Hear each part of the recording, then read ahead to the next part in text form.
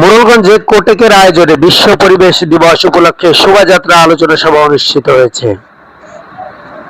মোড়েলগঞ্জের বাগেরহাট থেকে কলি আক্তারের তথ্য ছবিতে বিস্তারিত। বাগেরহাটের মোড়েলগঞ্জে বিশ্ব পরিবেশ দিবস উপলক্ষে শোভাযাত্রা ও আলোচনা সভা অনুষ্ঠিত হয়েছে। জলবায়ু ও পরিবেশের ঝুঁকিতে থাকা জনগোষ্ঠীর অধিকার সুরক্ষায় বেসরকারি উন্নয়ন সংস্থা কমিউনিটি ডেভেলপমেন্ট সেন্টার কোটেকের এনগেজ প্রকল্পের কর্মসূচির আয়োজন করা হয়।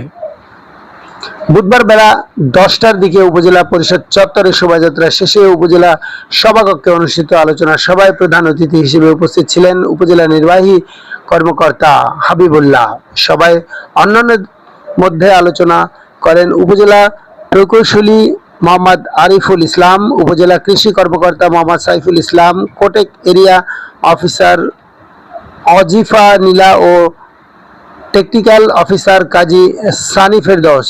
সবাই বিভিন্ন শিক্ষা প্রতিষ্ঠানের শিক্ষক, শিক্ষার্থী, এনজিও কর্মকর্তা, সংবাদকর্মী ও সুশীল সমাজের প্রতিনিধিরা অংশগ্রহণ করেন। এটা আমাদের জীবনযাপনের সামান্য পরিমাণ হলেও, আমি সামান্য পরিমাণ বলবো না, বড় ধরনের একটা প্রভাব বিস্তার করে।